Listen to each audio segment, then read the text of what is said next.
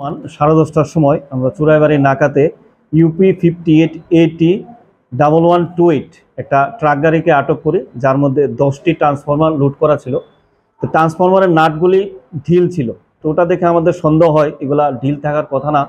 তারপরে আমরা সন্দেহ হয় যে এটার মধ্যে কোনো সাসপেক্টেড আর্টিকেল থাকতে পারে।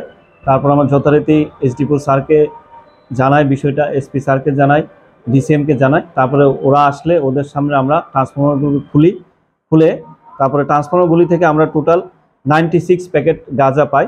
প্রত্যেকটা প্যাকেট 10 কেজি করে, টোটাল 960 কেজি গাঁজা আমরা উদ্ধার করি। তার সাথে যে গাড়ির ড্রাইভার এবং যে অ্যাসিস্ট্যান্ট গাড়ির, তারা দুজনকে আমরা অ্যারেস্ট করি। তাদের বিরুদ্ধে আমরা এখন এনডিপিএস ধারায় কেস নেব। কালকে ওদের কোর্টে চালান করব রিমান্ড চেয়ে, এবং এর সাথে কারা জড়িত আছে তারা আমরা দেখব সবটা। ড্রাইভার দুজনই ইউপির বাসিন্দা, অদ্রেশ কুমার সচ্চন আর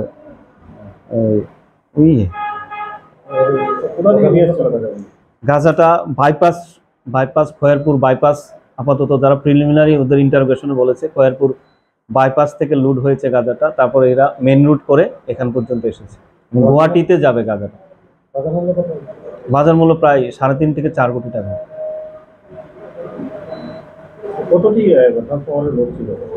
ট্রান্সফরমার টোটাল 10টা ছিল, তার মধ্যে আমরা এই 6টি ট্রান্সফরমার মধ্যে পাই, বাকিগুলা খালি ছিল।